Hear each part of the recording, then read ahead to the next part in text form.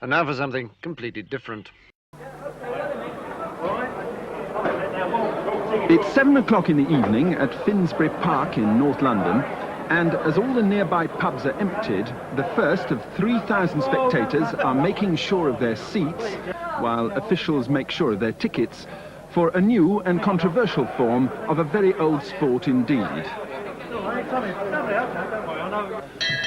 What they've come to see, at up to £12.50 a seat, is a boxing match which has been condemned by the local MP, largely ignored by the sporting press, has caused concern in some medical circles, and which has been refused a licence by the British Boxing Board of Control. But unlicensed or unaffiliated boxing is now a growing phenomenon in the East End of London. And those involved are not at all impressed by official controls. They've come not for an exhibition of skill according to the Queensberry rules, but for the spectacle of men past their prime having a punch-up. And there's one particular punch-up later tonight which everyone here has come to see. It's been billed as the close encounter for a third time for the unofficial heavyweight championship of Great Britain. In fact, it's a confrontation between two nightclub bouncers who, in certain circles in the East End, have both been well known for years. Daddy cool, daddy cool, daddy cool, daddy cool, daddy cool, daddy cool, daddy cool, daddy cool, daddy cool. Lenny Mclean, or Daddy Cool as he's known by his associates, is defending his unofficial title. I'll kill that Roy Shaw. He started as a street fighter when he was still at school, eventually went to Borstal, and now supports himself by what's called minding a few clubs.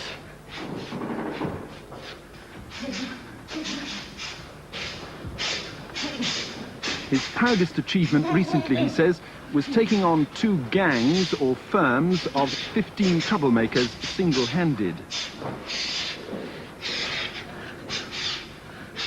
I knocked about 6 out. Pulled the sticks out, went to work, and the rest of them all run. When you say pull the sticks out, what... Well, you know, when you get a firm come after you about 15-handed, you got to, you know, you got to use a stick. You know, we used to have a stick on the door, and we used to use that. You know, because when people look for trouble, when they come in looking for trouble, you know, and they're determined, then you've got to hurt them, you know. That was my job on the door anyway, but that's neither here nor there now. I'm into this fight game. And what happened to the 15 people? Well, I don't know. I'm not worried about them, as long as I wasn't hurt. You know. But you were at that time? Yeah, only my hands, where, you know, where I went into them. No marks on there, though, look. Is there? And you knocked some of them out? About 6, 7. And the rest of them run. The rest of them run. Because they was cowards. You sound a bit of a bully. Nah, you're joking. Gentleman. Not a bully. Gentleman.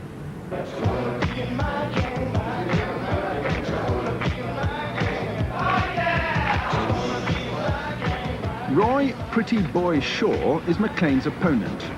He calls himself the Mean Machine, and he also has a wide following in the East End.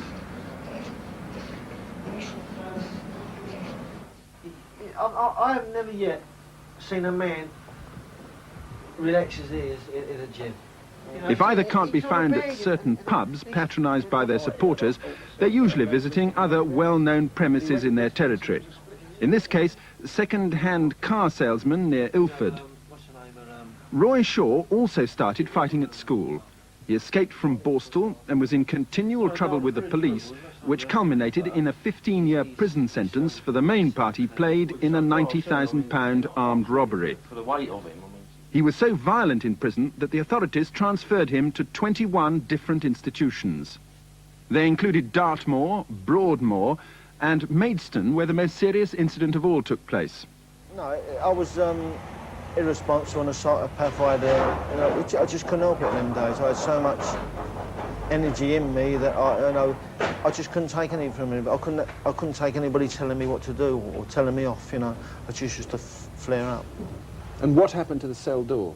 I smashed right through it. They had to remove it and put another one on. How did you do that? I got it done with the chair and the bed. It's steel, but you keep smashing, the steel broke, and then it just split open. I mean, the doors are 80, 100 years old, really, aren't they? It's only the metal that hold them together, and the metal split, because it's only about a 1/4 inch metal plate on the inside. Why did you do that? Because they was provoking me, the prison officers. In what way? Well, they said I was drunk, and there's no way I could be drunk, but then they come up with the prison doctor, and they started saying, poke your tongue out. So I told them to go away. Roy Shaw was persuaded to take up weightlifting in prison, and no doubt to everyone's relief, soon became a keep fit addict. When he was released, he was in immediate demand as a bouncer, and also started training as a boxer, mainly at a gym in the Old Kent Road. In his early career, he once successfully applied for a licence under an assumed name while he was on the run from the police, and fought and won 10 professional fights. Later, when he reapplied, the Boxing Board of Control didn't believe his story that he'd been lagging pipes in Birmingham, and he's been refused professional licences ever since. For his 2 principal East End backers, who've also been frozen out by the boxing establishment, it's all an unsporting constraint on an exciting revival of the ancient art. It's a fight between 2 men who are going to fight. Both are strong men, both are fit men. No weaknesses without of these 2 men. And this will be a definite fight that the public want to see. It's by public acclaim. And the people know that they're not being brought in from abroad. They know that both men are strong, they're both Londoners. And the people who want to see the fights are the true sportsmen of the game. And as far as we're concerned, they're going to see a fight. But it's an unlicensed fight. Of course it's an unlicensed fight. It's an unaffiliated. Unaffiliated. Not unlicensed, unaffiliated. But the boxers don't actually have licences. It's a word the board uses this word licence. And when you say someone's unlicensed, it seems as if it's illegal. But they should call it a permit. They should look up what actual licence means in the dictionary.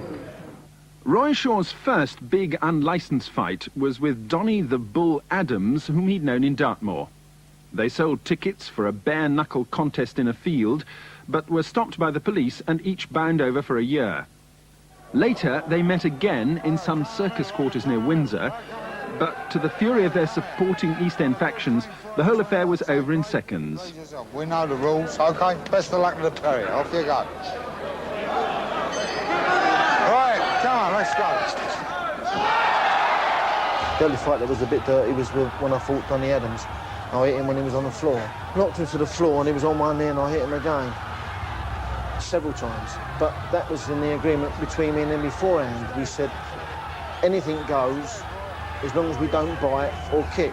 So without a verbal agreement, I was in order. You've got to fight to get anywhere. If you don't fight, you're just one of the crowd, and one of the crowd don't get nothing. So I started off as a kid fighting, and I was the best when I was a kid, and now I want to be the best now. That's why I do this fighting. But what sort of fights were you involved in when you were a kid? Street fights. And I'm just carrying on now, just fighting. So I like fighting. But when you say you had to fight to survive... Well, you had to fight in the East End, didn't you? If you don't fight in the East End, you wipe with the elbow, you get nothing. You've got to survive in the East End. And So how did you manage to survive? Be the best fighter. Be the Gov'Nor. I just picked up the paper one day and there was that story in the paper saying he's the Gov'Nor, he's the best fighter in London. And I knew I could beat him. So a few friends and I got together, stuck a few quid up and challenged him. In their first fight, Mclean was beaten. He challenged Shaw again, and 5 months ago, there was a return match at a club in Croydon. More than 2,000 East Enders scented something out of the ordinary and were not disappointed.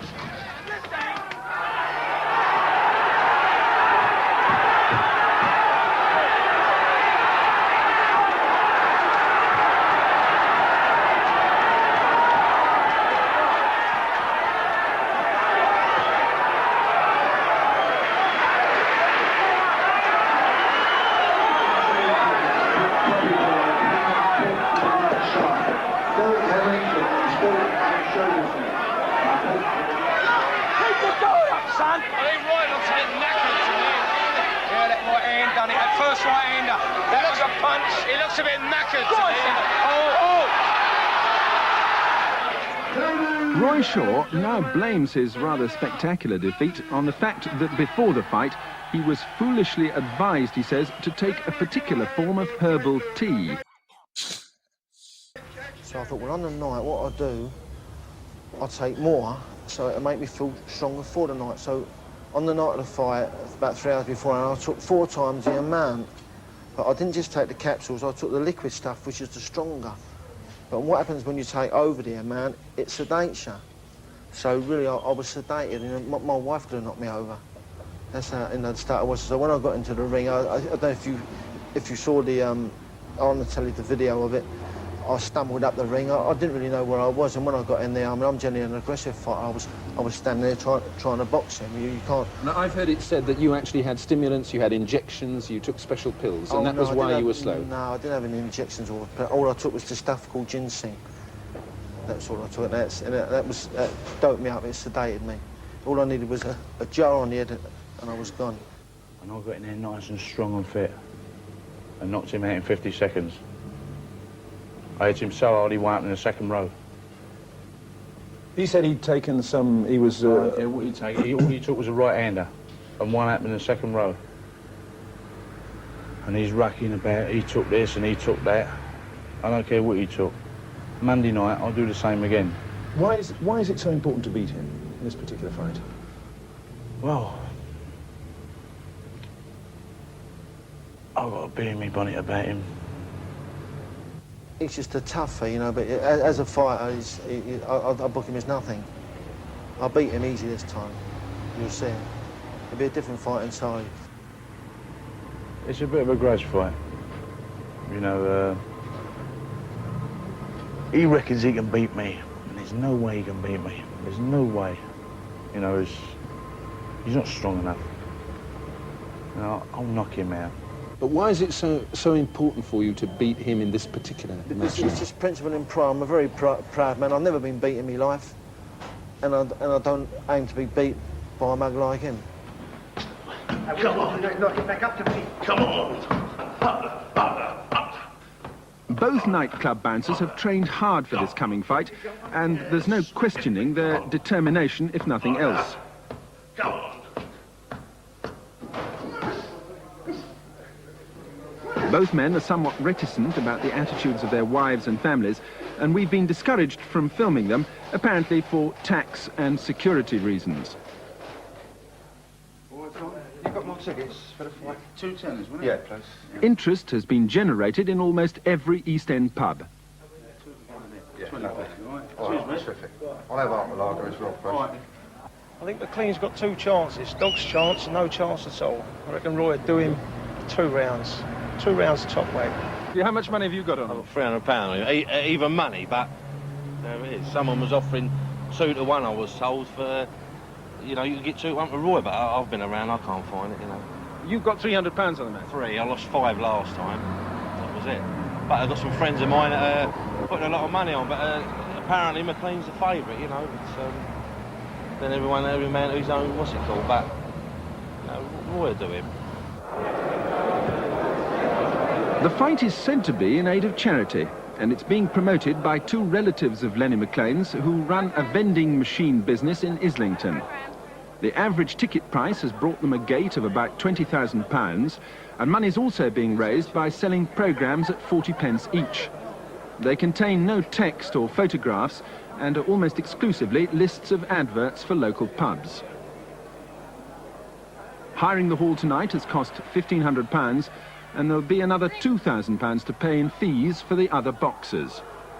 Mr. Warren, it looks as if your gate's something like £20,000 or so. What proportion of that goes to the children's muscular dystrophy and autistic children's charities? Well, we don't know the exact amount of the charity tonight, but after expenses, they get a fair proportion of it. You know, we're only working on expenses, that's it. After all the expenses are paid out, the rest will go to muscular dystrophy. But what sort of proportion of the gate tonight? Well, it depends on what we take it. You know, I can't tell you what amount it is until we see what the actual take is for the night. I mean, there's still people coming in now. How do we know what it takes us? The Boxing Board of Control haven't always approved of the sort of medical attention unlicensed fights have had in the past. But tonight, after all the recent publicity, the promoters have managed to secure the services of a casualty officer from the Westminster Hospital. Doctor, what kind of physical shape is he in, do you think? Excellent physical shape. As far as we can tell here with these examination facilities, they're fine. They're all fine. Are you actually approved and licensed by the British Boxing Board of Control for this sort of examination? No, I'm not. But I am a fully registered medical practitioner in this country. And I was asked to attend, so I am. How experienced are you in treating boxers? Boxers, we do see them. I'm not specifically a boxing specialist. That's why they call me Daddy Cool. Look at me. Hour before a fight, cool as a cucumber. That's why I've got to win. Must win. They will come second. I know I'm a lot older than him, but that won't make no difference. You'll soon see. I've got a bigger heart than he's got. He's got a yellow streak down his neck. How skillful do you think this kind of boxing really is? Well, it all depends, you know. You know, just two men having a fight. Daddy cool, daddy cool, daddy cool, daddy cool, daddy cool, daddy cool. She like the father.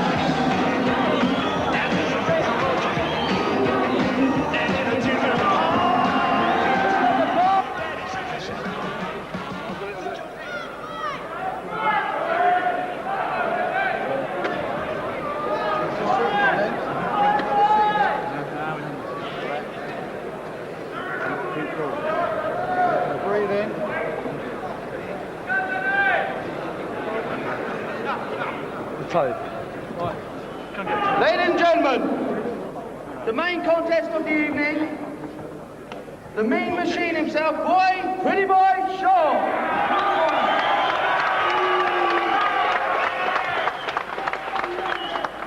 In the red corner, the unofficial heavyweight champion of Great Britain, Lenny boy,